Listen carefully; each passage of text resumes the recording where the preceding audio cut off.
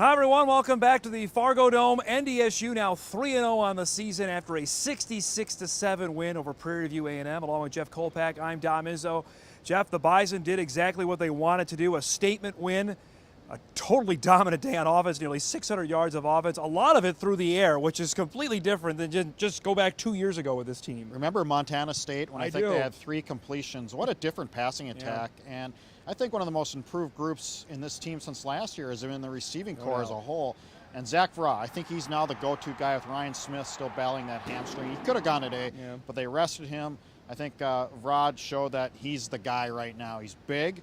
He drug that guy all the way to South Fargo on the touchdown pass. And that's why he was voted Mr. Football a couple years ago over John Crockett, who had another ridiculous touchdown run. And it just begs the fact that those are two playmakers that the Bison offense hasn't had. We saw it on defense last year, all the different playmakers. It seems that this year it's on the offensive side of the ball. Yeah, those are two players who sat out collectively 2 years each.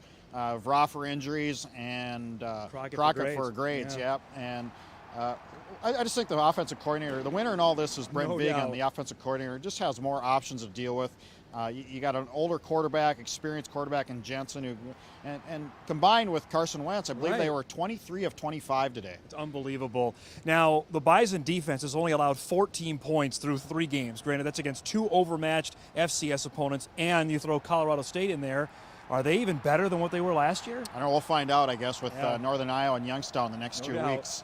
No more pretending. You know, I thought this Prairie View team was pretty dreadful at times. So Northern Iowa, they're playing for real. Starts next week. And that's ironic. We'll get into that in just a second about how this is that going back to Northern Iowa is a lot of payback for this Bison team. Before we leave this game, though, it was a $200,000 payday. It was the highest payday NDSU has ever had to get a team here. Do we see any of these games in the future? Because the detractors, I guess I consider myself one of them, that say, well, get UND in here, and that solves all the problems of you make that money back.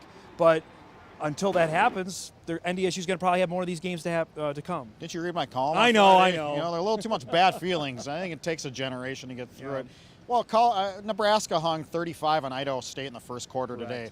Teams just do it this time of the year, across the country and at all levels. And Idaho State got $600,000, by the way, from the Huskers for that game. Let's get back to Northern Iowa. The last time we were in Cedar Falls, the Bison allowed 11 sacks, negative 40 rushing yards. How much of that do you think will be in the motivation for this coming week? This is going to be payback versus payback, because Northern Iowa is going to want payback from last year's. I thought NDSU really took it to them last year.